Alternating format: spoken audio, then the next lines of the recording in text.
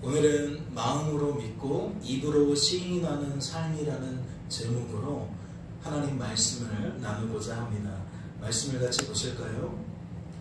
형제들아, 내 마음에 원하는 바와 하나님께 구하는 바는 이스라엘을 위함이니 곧 그들로 구원을 받게 함이라. 우리가 주일 예배 시간에 로마서 9장 말씀을 상고했는데 오늘은 10장 말씀을 상고해 보려고 합니다. 여러분은 10장 1절 말씀을 통해 무엇을 발견하십니까? 이 말씀을 통해 무엇을 알게 되시냐는 겁니다. 로마서 9장을 통해 확인했던 것처럼 로마서의 저자인 사도 바울이 자신의 동족인, 자신의 동포인 이스라엘을 향해 어떠한 마음을 갖고 있었는지 깨닫게 됩니다. 알 수가 있어요. 발견할 수가 있다는 겁니다. 그러면 그것이 무엇인가요? 그의 마음이 무엇입니까? 그는 10장 1절 말씀을 통해 자신처럼 이스라엘이, 나의 동족이, 동포가 우리 구주 예수 그리스도를 나의 주 나의 하나님으로 영접하기를 간절히 바라고 원하고 기도했다라는 거예요. 9장에서만 아니라 10장을 시작하는 1절 말씀에도 자신의 그러한 마음을 이와 같이 피력했다는 거죠. 그렇다면 이것은 현재 그들의 상태가 어떠했다는 것을 나타내는 거죠? 9장 말씀을 통해 확인했던 것처럼 지금 로마서의 이 독자들은 사도 바울과 함께 어떠한 지식을 공유하고 있느냐? 이스라엘이 우리 구주 예수 그리스도를 나의 주 나의 하나님으로 영접하지 않고 있다는 거예요. 과거의 사도 바울처럼 그들은 여전히 하나님이신 예수님을 부인하고 있다는 거죠. 부정하고 있다는 겁니다. 예수님을 적대시하고 있다는 거예요. 예수님을 따르는 예수 믿는 성도들을 적대시하고 있다라는 거예요. 이러한 그들의 모습을 사도 바울은 어떻게 소개합니까? 내가 증언하노니 그들이 하나님께 열심히 있으나 올바른 지식을 따르는 것이 아니니라 라고 되어 있어요. 내 종족 이스라엘은 이 아브라함의 후손으로서 수천 년 동안 하나님 신앙 안에 머물던 동족이고 동포입니다.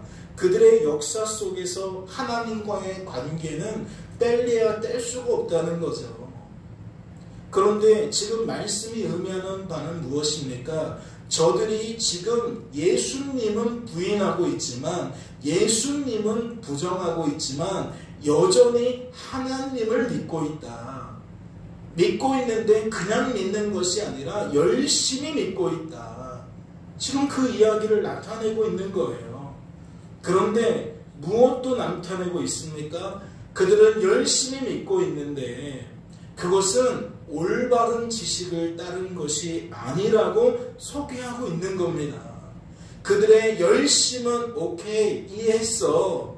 그런데 당신들의 그 열심, 내 동족, 동포의 그 열심, 그것은 하나님을 향한 열심이지만 잘못된 지식을 따라가고 있는 열심이다라고 소개하고 있다는 거죠.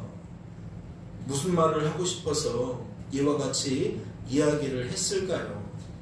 무엇을 드러내고 싶어서 이스라엘이 하나님께 열심히 있었지만 이 열심은 올바른 지식을 따르는 것이 아니라고 피력을 했겠냐는 겁니다. 이는 다른 게 아니라 우리 구주 예수 그리스도를 나의 주 나의 하나님으로 영접하지 못한 상태에서, 즉 예수님을 하나님으로 받아들이지 못한 상태에서 우리들이 스스로 자신을 위해 힘쓰고 애쓰는 모든 열심들은 부질없다라는 것을 나타내기 위함입니다. 예수 믿지 않은 상태에서 예수님을 통해서 열심 내지 않으면 그 열심은 우리를 살리는 열심이 아니라는 거죠. 우리를 복되게 만드는 열심이 아니라는 겁니다. 아무리 하나님을 믿는다고 말하고 하나님을 믿는 그 열심이 매우 특별하다고 할지라도 그러한 우리들의 열심은 결코 우리들의 죄에서 구원해 줄 수가 없다는 거죠. 그러한 열심을 가지고는 죽음 대신 생명을 얻을 수가 없다는 거예요. 즉 그러한 우리들의 열심은 자격 없는 우리들을 성도로 세울 수도 없고 성도가 되었어도 성도로 보존할 수도 없으며 성도다운 삶을 살아가게 만들 수도 없다는 거죠. 주일 예배 시간에도 말씀을 드렸잖아요. 이거 굉장히 충격적인 발언인 거예요.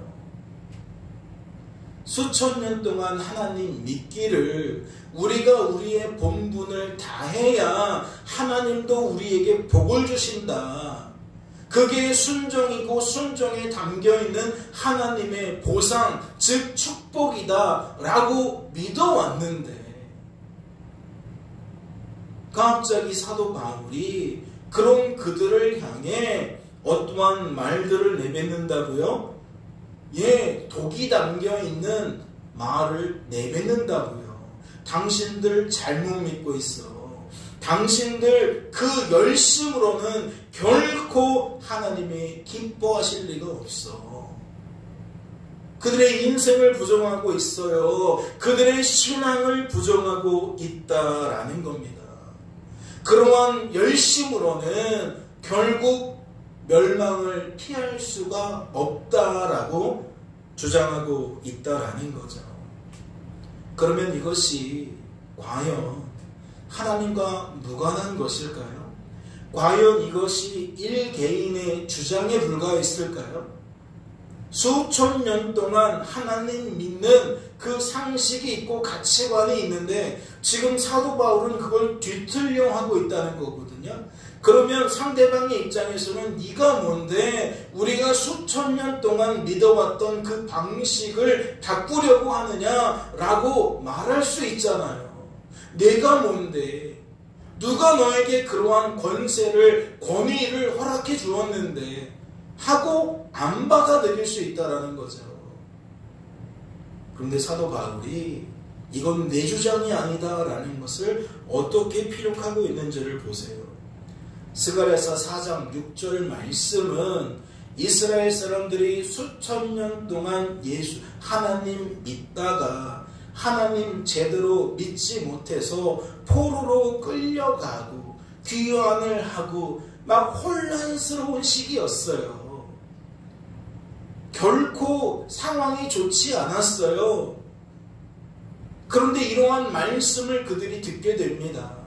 만군의 여호와께서 말씀하시되 이는 힘으로 되지 아니하며 능력으로 되지 아니하고 오직 나의 영으로 되느니라. 이는 무엇을 의미하는 걸까요? 이는 조금 전에 설명을 드린 것처럼 범죄한 우리들이 스스로 자신을 구원할 수 없는 우리들이 그럼에도 불구하고 하나님의 택함을 받을 수 있는 이유, 하나님 때문에 성도가 되어질 수 있는 이유, 그것은 우리들의 힘이 아니라는 거예요. 우리들의 능력이 아니라는 거예요. 애당초 우리들은 하나님의 힘으로, 하나님의 능력으로 하나님의 택한 백성이 되었다는 거죠. 하나님 때문에 이스라엘이 지금껏 하나님과 더불어 함께일 수 있었다는 거예요. 하나님의 일하심이 아니었다면, 하나님의 열심이 아니었다면 애당초 우리들의 역사에서 장밋빛은 발할 수 없었다는 거죠. 어떠한 영광도 찾아볼 수 없었다는 겁니다. 일침을 가하고 있는 거죠. 특별히 지금 스가랴서 4장 6절 말씀은 포로로 끌려갔다가 돌아와서 황폐해진 이스라엘을 지켜보며 사람들이 힘을 내고 하나님을 위해 성전을 건축하고 싶어 했습니다. 그런데 뭔가 부실하잖아요. 뭔가 준비도 부족하고 일꾼도 부족하고 의지도 떨어지고 심지어 주변에는 이를 방해하는 수많은 세력들이 존재하는 거예요. 그러니까 사람들이 성전을 짓다가 낙심이 되는 거죠. 아, 잘해보려고 하는데, 한번 해보려고 하는데 왜 이렇게 안 되지? 왜 이렇게 힘이 들지? 그래서 이런 피력을 하는 거예요. 아, 우리들의 힘이 부족해서 이게 불가하구나. 우리들의 능력이 부족해서 이것이 참 어렵다라고 피력을 한다는 거죠. 근데 하나님께서 그러한 생각들이 퍼져 있는 이스라엘 사람들에게 스가랴라는 선지자를 통해서 어떠한 말씀을 대언하신다는 거예요? 애당초 너희 힘으로 한 것은 없다. 애당초 너희 능력으로 한 것은 없다. 아브라함이 아브라함일 수 있었던 이유, 그건 나 때문이었다. 여기서 말하는 나의 영은 하나님의 영, 즉 성령 하나님을 말하는 거예요. 곧 풀어 설명하면 나 때문이었다는 거죠. 하나님 때문이었다라는 거예요. 그러면 9장 말씀과 연계가 되어지는 거죠. 9장 말씀에서도 무엇을 피력했습니까? 아브라함의 자녀가 모두 아브라함의 자녀는 아니었다는 거였어요. 엘리에셀도 아니었고 이스마엘도 아니었고 오직 이삭만이 약속의 자녀요 하나님의 자녀라고 말씀하셨다는 거죠. 그의 아들인 이삭의 또 자식들은 어떠합니까? 에서와 야곱이 있었지만 누가 약속의 자녀고 하나님의 자녀입니까? 예, 야곱이었습니다. 그런데 이를 통해 나타나는 게 뭐였어요? 나의 뜻대로 되어진다는 거예요. 나의 택함은 나의 뜻을 따라 이루어진다는 거예요. 너희들이 착해서가 아니라는 거죠. 너희들이 착한 일을 많이 해서가 아니라는 겁니다. 그러니까 스가랴서 4장 6절 말씀을 그대로 풀며 오직 하나님의 열심으로만 우리가 성도가 된다, 보존된다, 다워진다 라는 얘기라고 우리는 받을 수가 있는 거죠. 우리들은 항상 무언가가 우리들의 열심으로 된다라고 생각을 하잖아요. 하나님을 향한 우리들의 열심으로 우리들의 삶이 이러한 결과를 얻게 된다, 얻었다, 얻게 될 것이다 라고 푼다고요. 그런데 말씀은 이것을 뒤집어서 그렇지 않다. 오히려 우리들을 향한 하나님의 열심으로 된다, 된 것이다, 될 것이다 라고 푼다라는 거죠. 이어지는 말씀을 보세요. 하나님의 의를 모르고 자기 의를 세우려고 힘써 하나님의 의에 복종하지 아니하였느니라. 그렇다면 이 말씀의 의미가 무엇일까요? 이 말씀의 의미가 무엇이 될까요? 이는 우리 구주 예수 그리스도를 나의 주 나의 하나님으로 영접하지 못한 이스라엘은 결코 하나님의 의를 모른다는 거예요. 하나님 때문에 이스라엘일 수 있었는데, 하나님 때문에 택함받은 백성일 수 있었는데, 예수를 부인한다는 것은 무엇이냐? 그들은 정작 이러한 하나님의 열심, 하나님의 의로우심을 모른다는 거죠. 범죄한 우리들을, 자격 없는 우리들을, 죽을 수밖에 없는 우리들을 하나님의 그 기쁘신 뜻을 따라 그 큰 사랑을 인하여 성도로 세우시고 보존하시고 성도답게 만드시는 그 의를, 하나님의 의를 예수를 통해서만 알 수 있는데 예수를 부정해 버린다는 건 알 길이 없다는 거죠. 그 결과가 무엇이겠습니까? 그들은 여전히 나의 의, 자신의 의, 자기 의를 세우려고 힘써 열심을 내는 겁니다. 즉 하나님의 의에 복종하지 않는다는 거예요. 수용하지 않는다는 거예요. 받아들이지 않는다는 거예요. 풀어서 설명해 드릴까요? 그들은 스스로 나를 세우려는, 스스로 나를 구원하려는 나의 모든 열심은 결국 어떠한 결과로 이어진다? 나를 세워주시려는, 나를 구원해 주시려는 하나님의 모든 열심을 부정하게 된다. 아브라함을 아브라함 되게 만드신 하나님, 그 이야기는 하나님의 열심이 아브라함을 믿음의 사람으로 바꿔놓았다는 얘기거든요. 그런데 우리는 반대로 생각한다는 거죠. 인생에서 하나님을 빼놓고 생각하니까 아브라함이 참 대단한 거예요. 아브라함이 참 남다른 거예요.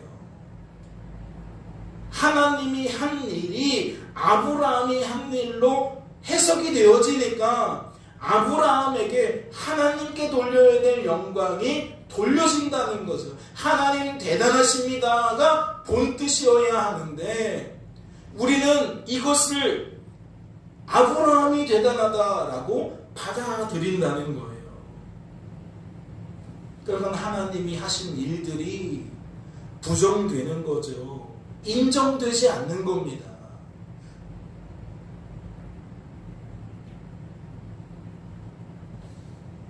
이어지는 말씀도 볼까요? 그리스도는 모든 믿는 자에게 의를 이루기 위하여 율법의 마침이 되시니라. 이는 무엇을 드러내는 겁니까? 우리 구주 예수 그리스도께서 범죄한 우리들이 스스로의 힘과 능력으로는 결코 이룰 수 없는 의로움을 친히 이루어 주셨다는 거예요. 우리가 할 수 없는 그 일을 예수님이 직접 해내셨다는 거죠.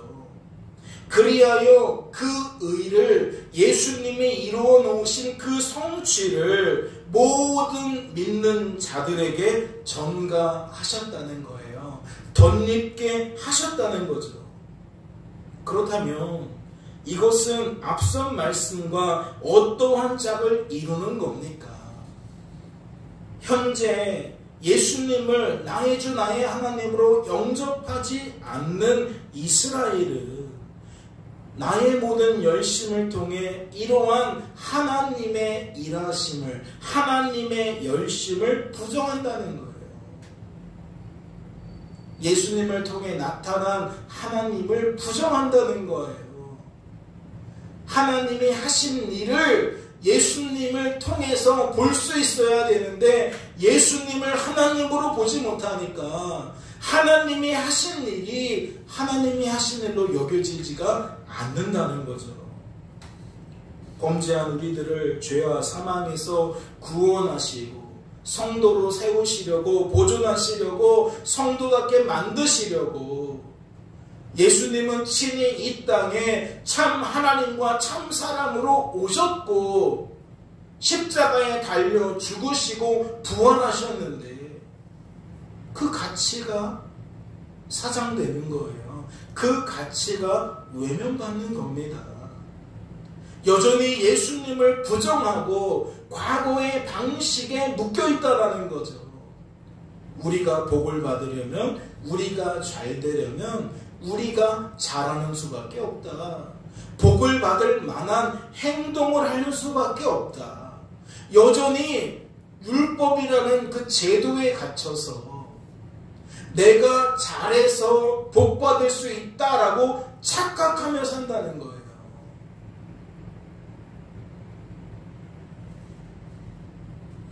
말씀을 보실까요? 갈라디아서 2장은 이 일을 이렇게도 풉니다.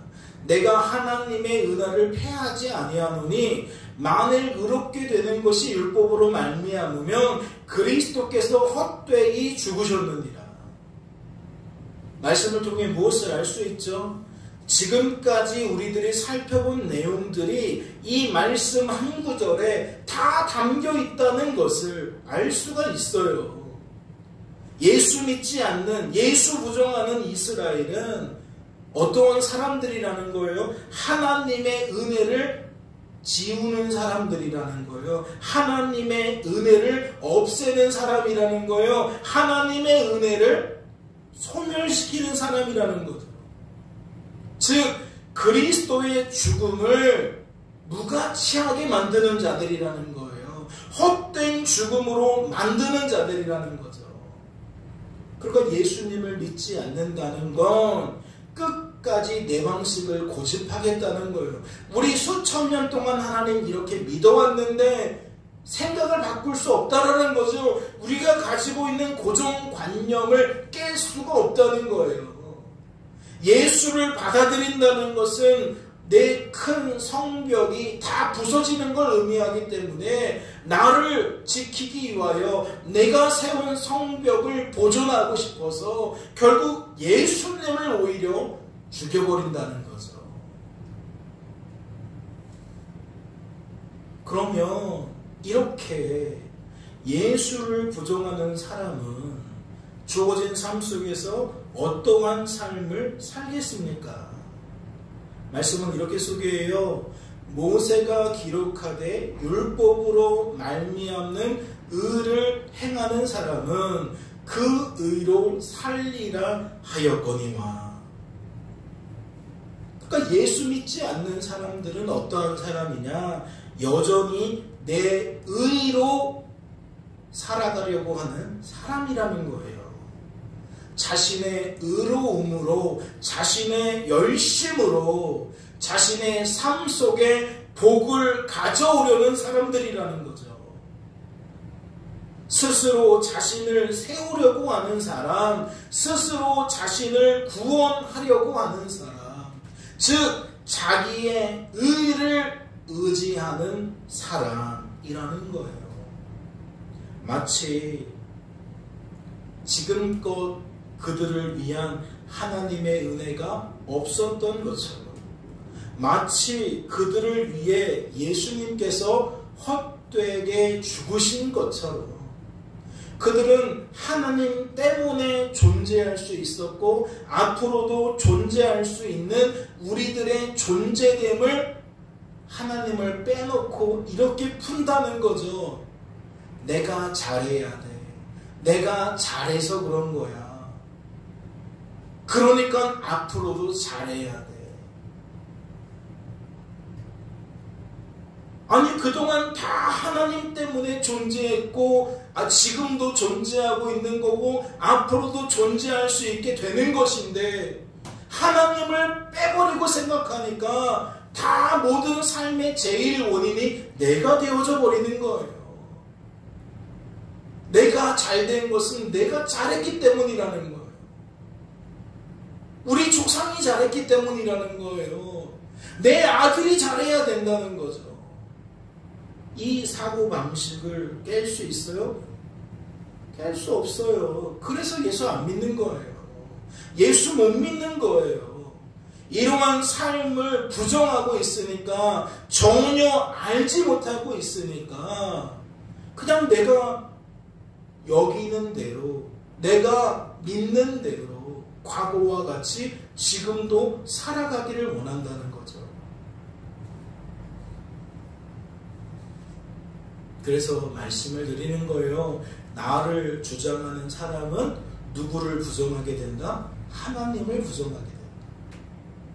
나의 열심을 드높이는 사람은 하나님의 열심을 묵살하게 된다.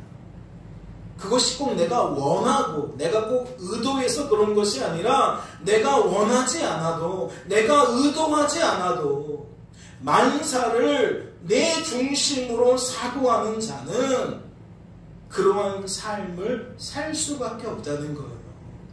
사도 바울은 이러한 저들의 모습을 이미 어떻게 설명했죠?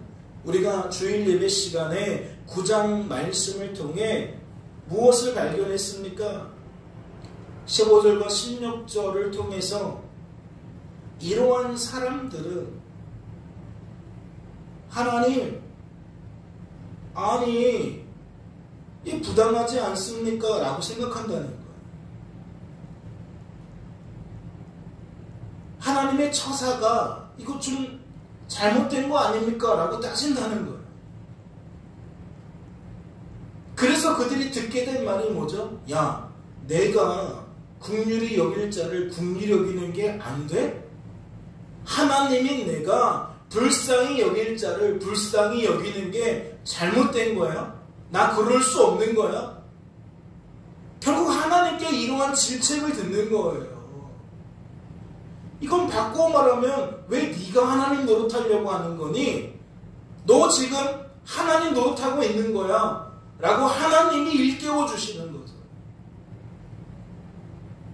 또한 16절을 통해서 원하는 자로 말미암고 다른 막질하는 자로 말미암는다는 왜 생각을 품겠어요? 만사가 우리 중심이니까. 내가 이걸 선택하면 이 선택에 따라서 저 결과, 내가 저걸 선택하면 저 선택의 결과로 저걸 먹지. 우리의 사고방식은 이렇게만 주어져 있어요. 그럼 뭐가 없는 거예요? 이걸 선택하게 하신 하나님이 없는 거예요. 이걸 다른 박질하게 하신 하나님이 없는 거예요. 내가 이걸 선택해도 잘 될 수 있고 저걸 선택해도 잘 될 수 있다? 이런 얘기가 아니고, 내가 이걸 원하고 내가 이걸 다른 박질해서 좋은 결과를 얻었다라고 받아들일 때에 무엇이 삭제되느냐? 이것을 원하게 하신 하나님이 삭제되고 이것을 다른 박질하게 하신 하나님이 삭제된다는 거예요. 내 인생에서 내가 업적이라고 여기는, 내 인생에서 내가 자랑할 만할 거리로 여기는 그 모든 일들 속에 하나님의 일하심이, 하나님의 열심이 삭제가 된다는 거죠. 그러니까 더 오버를 하게 되는 거죠. 하나님 지우고 하나님 자리에 내가 올라간 순간부터는 뭔가 제한이 없어요. 제약이 없어요. 내가 신이에요. 내가 내 인생을 얼마든지 바꿀 수 있는 자인 거예요. 그래서 16절 끝머리에 뭐가 나와요? 오직 긍휼히 여기시는 하나님으로 말미암음이라. 하나님 앞에서 하나님을 대적하는, 하나님 노릇하려는 하나님의 원수가 바로 우리들이거든요. 그리고 하나님이 우리를 긍휼히 여기지 않으신다면 우리는 멸절이 되어져도 벌써 멸절이 되어야죠. 이러한 생각, 저러한 생각으로 아무리 우리가 인생을 뜯어보고 뜯어봐도 결국 우리의 본심은 뭐예요? 내가 내 인생의 하나님이라는 거예요.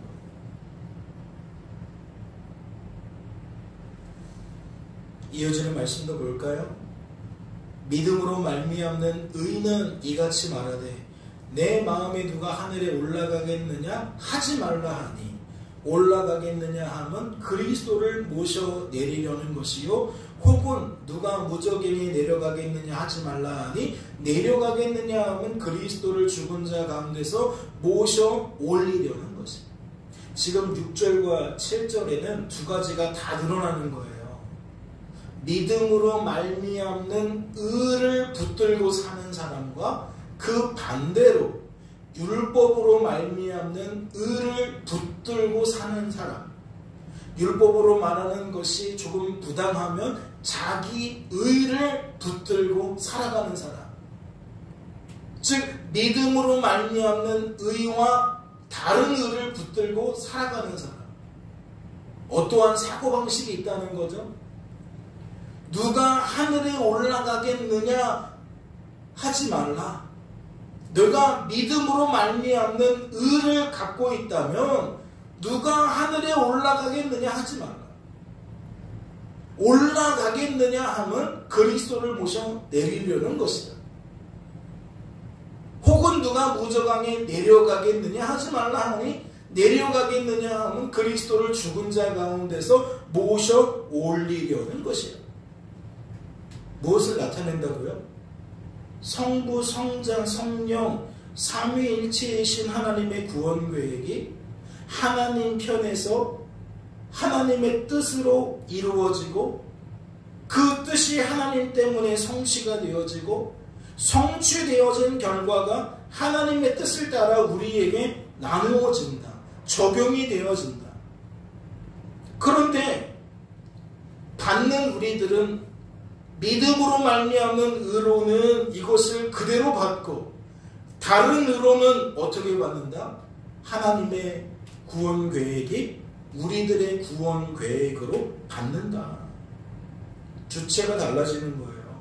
내가 원했기 때문에 하나님이신 예수님께서 성육신 하셨다. 내가 다른 박질했기 때문에 하나님이신 예수님께서 죽으시고 부활하셨다. 내려오는 역사, 올라오는 역사, 그 중심에 누가 있어요? 내가 있어요. 내 뜻이 있어요. 나의 선택이 있고 나의 반응이 있어요.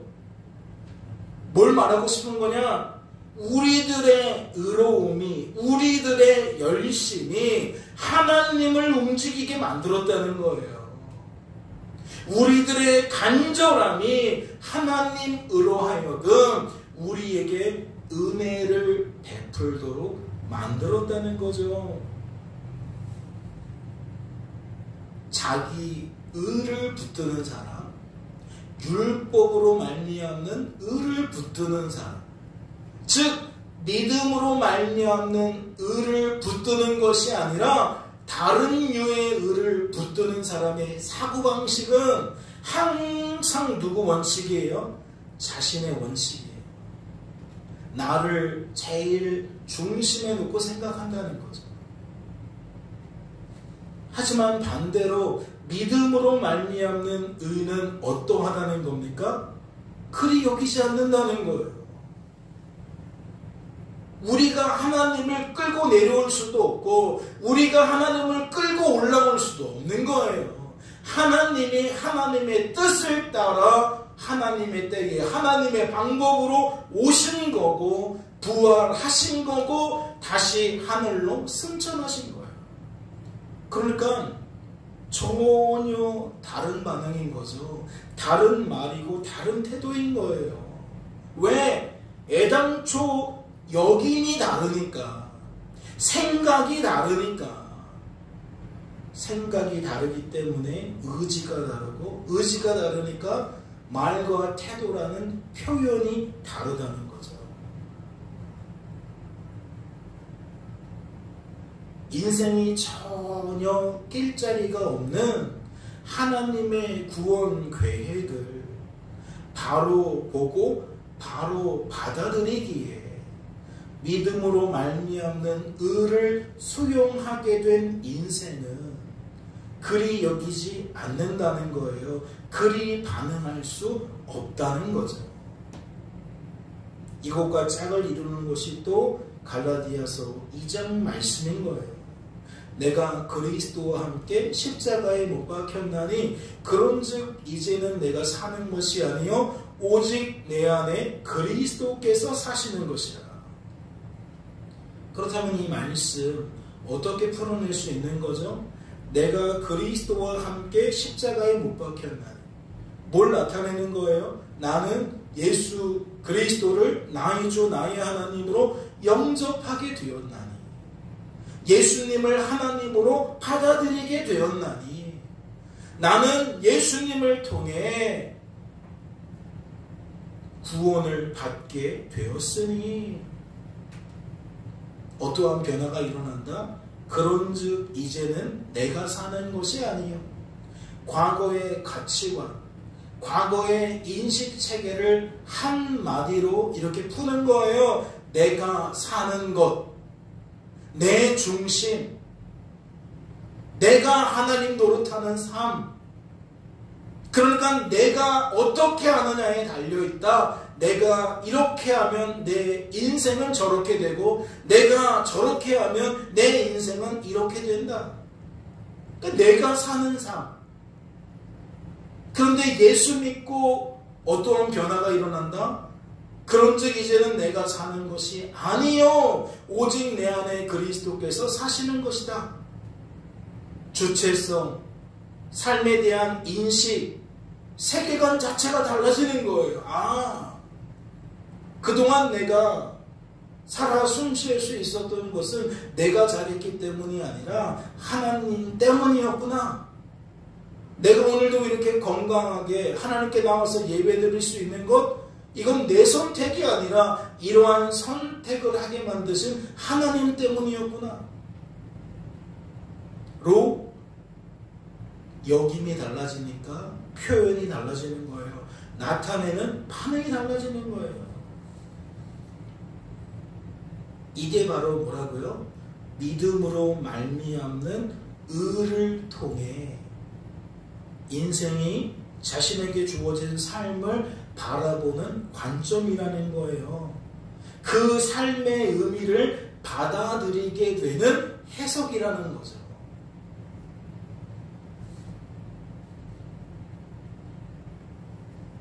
그러니까 믿음으로 말미암는 의가 우리에게 강화되어지면 무엇하지 못할까요? 무엇을 하지 못할까요? 예수를 부정하는 사람들처럼, 예수를 믿지 않는 사람들처럼, 아니 인생은 내가 사는 거거든, 아니 인생은 나 하기 나름이거든, 내가 오늘 이렇게 선택해서 이렇게 말하고 이렇게 행동하면 그 결과가 내일의 저 모습인 거든, 오늘 나의 모습은 과거에 내가 만든 거거든. 오히려 믿음으로 말미암는 의를 부정한다고요. 끝까지 율법으로 말미암는 의를 주장하고 자기 의를 중심으로 해석한다는 거죠. 이게 바로 치열한 영적인 전쟁인 거예요. 성도가 죽은 자들처럼 잠잔다? 다른 거 아니에요. 인식 체계의 전환이에요. 거듭났지만 다시 돌아가는 거예요. 성령 충만, 말씀 충만, 믿음이라는 건 이와 같이 믿음으로 말미암는 의를 통해 주어진 삶을 바라보고 그 의미를 받아들이는 체계의 전환인데, 하나님 때문이었군요가 아니면 어떻게 하나님 감사합니다가 나옵니까? 거기에 내가 낄 자리가 없으니까 오직 하나님만 바라보고 의지하고 자랑하는 거죠. 거기에 내가 낄 자리가 있다고 여기는 순간 우리들은 누구를 주목한다? 우리를 주목한다.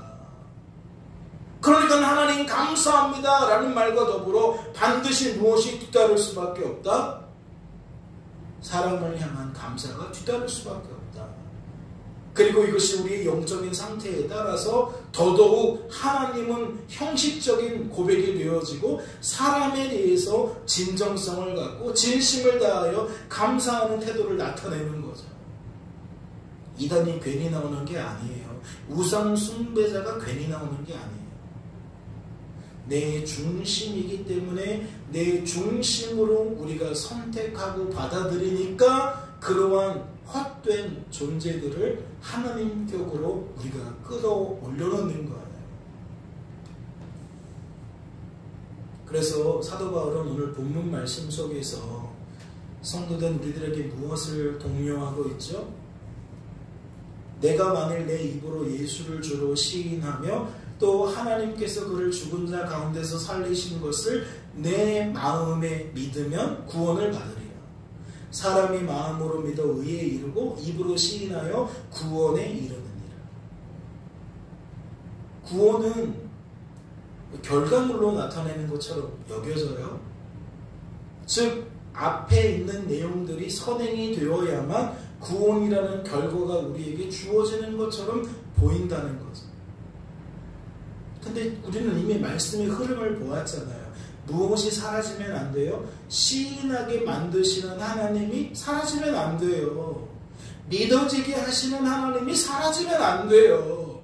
구원을 하시려는 하나님의 뜻이 사라지면 안 된다고요. 하나님은 우리를 구원하시기 위한 뜻을 따라 우리에게 믿어지게 하시는 것이고 믿어지게 하셔서 그 입으로 고백하게 만드시는 거예요. 그런데 이것을 찾고 버틴다고 말하죠. 하나님이라는 흔적을 다 지워내고 에스더 지워내고 뭐만 남겨요? 우리가 시인해야 되는구나. 우리가 믿어야 되는구나. 그래야 우리가 구원을 받을 수 있는 거구나 라고 온통 우리의 색깔로만 다시 입혀버려요. 다시 풀어버려요. 그러면 이게 지금까지 했던 말을 다 지워버리는 얘기가 되는 거예요. 결국 우리가 이렇게 해야만 이러한 결과를 얻는구나 로밖에 안 남는 거예요. 그러면 그리스도께서 사시는 삶을 다시 내가 사는 삶으로 만드는 결과밖에 안 되는 거죠. 그런데 이러한 실수, 이러한 착오를 우리가 날마다 반복하고 있다는 거예요. 지금 예배 시간에는 하나님 아멘 그러다가 예배만 끝나고 나면 그냥 일상 언어 속에서는 너무나도 자연스럽게 편안하게 하나님이 다 제거된 상태에서 이야기를 한다는 거죠. 그러다 보니까 내가 사는 삶이라는 것에 너무나도 묶여버린다는 거예요. 이게 얼마나 자연스러운 옷인지 옷을 입고 있는지 안 입고 있는지도 모를 정도인 거예요. 그런데 그리스도께서 사시는 삶이라는 옷은 너무나도 티가 나는 거죠. 다 내가 사는 삶이라고 여기고 있는데 그리스도께서 사시는 삶이라고 말하면 얼마나 티가 나겠어요. 그러니까 세상은 점점 더 목줄을 재고 우리를 어디로 끌고 간다? 내가 사는 곳으로 끌고 간다. 그러한 세계, 인식을 가지고 삶을 바라보고 의미를 받아들이도록 만든다. 심지어 무엇을 가지고도 성경을 가지고. 즉 오늘 말씀의 대상인 예수님을 부정하는 이스라엘처럼 수천 년 동안 율법 중심으로 하나님을 믿어왔던 그들처럼 우리도 뭐예요? 지금 그러한 지경에 놓인다라는 거예요. 그리고 이것이 결코 심화된다라는 거죠. 앞으로도 계속해서 심각한 상태에 이른다는 거예요. 그러니까 결국 사람 중심이 대세가 이미 되어져 버렸지만 앞으로도 더 대세가 될 거라는 거죠. 그런데 말씀이 살아있기에 이 말씀은 모세의 때로부터 이 초대교회의 시절로 그리고 지금 수천 년이 지난 2025년에도 같은 맥락으로 읽혀지고 있으니 얼마나 감사합니까? 하나님이 빛을 비추셔서 어둠을 밝히시는 거예요. 아니다. 하나님만 하나님이시다. 인생의 주관자와 구원자는 오직 하나님이시다. 너희들이 하나님인 적이 없다. 너희들이 주관자와 구원자인 적이 없다. 너희들이 스스로 주관하고 구원하려는 결과는 하나님 보시기에 그동안 항상 악했을 뿐이다.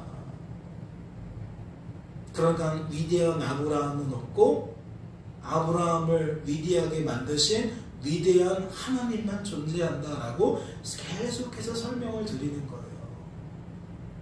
하나님 왜 이래요? 저래요? 부당한데요? 라고 따질 거리가 없는 게 우리들이라는 거죠. 우리는 날마다 이러한 말씀을 통해서 하나님이 하신 일이셨군요 라고 깨달아야 되는 것이고 인정해야 되는 것이고 더 나아가서 하나님이 나와 이렇게 함께 하시며 내 삶에 섬세하게 역사하고 계셨군요 라는 것을 자각하고 뭐예요? 하나님 안에서 안전을 누리는 거예요. 그리고 감사와 찬양으로 오히려 하나님께 영광 올려드리는 거죠. 하나님 오늘도 예배드릴 수 있게 해주셔서 감사합니다. 제 생각 속에 불안함이 있습니다. 저는 내일을 어떻게 살아가야 될지 막막합니다. 지금 내 삶이 힘이 드는데 어떻게 해야 될지 너무나도 막막합니다. 가 아니라 하나님이 제 인생을 책임져 주고 계시는군요 로 전환이 되면서 지원했던 하나님의 흔적을 막 찾게 되어진다는 거죠. 막 발견하게 된다는 거예요. 그러니까 용기 100배해지지 않겠어요? 하나님을 살아계신 분으로 깨닫고 인정하고 고백하기 시작하는데 뭐가 두렵겠어요?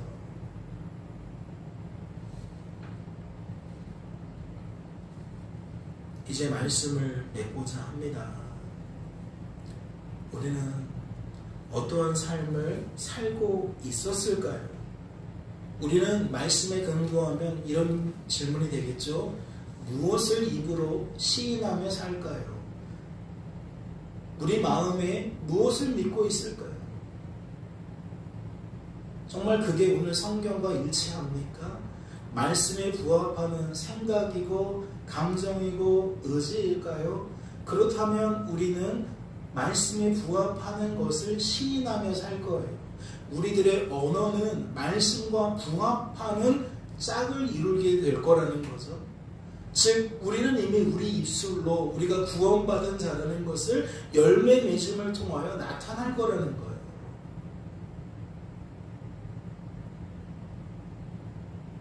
다시 여쭐게요. 여러분 무엇을 믿고 계세요? 입으로 어떠한 말들 쏟아내며 사시죠? 오늘 말씀을 통해 나타나는 교훈은 예수 믿지 않는 이스라엘처럼 살고 있는 것은 아닌지 점검하라는 걸 거예요. 하나님의 의를 모르는 것처럼, 믿음으로 말미암는 의를 모르는 것처럼 날마다 자기 의를 세우려고 내가 사는 것처럼 여기며 살아가려고 하나님을 애써 지우며 사는, 애써 하나님의 존재를 부정하며 사는 그러한 삶을 살고 계시는 것은 아닌지, 즉 오해 속에 착각 속에 살고 계신 것은 아닌지 좀 점검할 필요가 있다는 거죠. 우리들은 아무것도 자랑할 것이 없는데, 아무것도 주장할 것이 없는데, 그럼에도 불구하고 주장하고 살고 자랑하고 살고 있는 것은 아닌지 좀 돌아볼 필요가 있는 것 같아요. 하나님이 한 일이 내가 한 일로 둔갑되고 있는 것은 아닌지, 우리의 고백이 정확한 발음으로 하나님이 하셨습니다, 하나님 덕분입니다, 하나님 감사합니다가 나오고 있는지 좀 돌아볼 필요가 있다는 거죠. 돌아보면서 안 나오고 있다면 내 생각이 지금 여기에 가 있구나, 내가 내 삶을 이러한 인식체계를 갖고 받아들이고 있구나 좀 깨닫고 하나님 안에서 어떠한 변화를 이루어야 돼요? 생각이 달라지는, 감정과 의지가 달라지는, 그래서 말과 태도가 달라지는, 삶의 질이 달라지는 이러한 변화를 경험해야 될 줄로 믿습니다. 깨닫는 은혜가 있으시기를 주님의 이름으로 소망합니다. 잠시 기도합니다. 하나님 아버지, 오늘도 우리를 사랑하셔서 이와 같이 부르시고 하나님 말씀을 통해 우리의 영적인 상태를 분별하게 하시며 우리에게 총명을 주셔서 우리가 어떠한 길로 나아가기를 바라시는지 하나님의 마음을 헤아리게 하시고 하나님을 바라보고 의지하고 자랑하는 삶을 살아갈 수 있도록 이 시간에도 말씀을 들으며 하나님 우리를 도와주세요. 우리를 세워주세요. 하나님이 아니면 우리는 성도 될 수도, 성도로 보존될 수도, 성도다운 삶을 살아갈 수도 없음을 깨닫고 인정하고 고백합니다.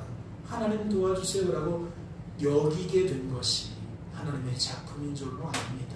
하나님 남은 한 주간의 삶 속에서도 하나님 때문에 내면의 변화를 경험케 하시고 그 변화에 따라서 우리의 외적인 변화도 나타나게 하셔서 하나님 합당한 삶을 살아가게 될 수 있도록 주여 축복하여 주옵소서.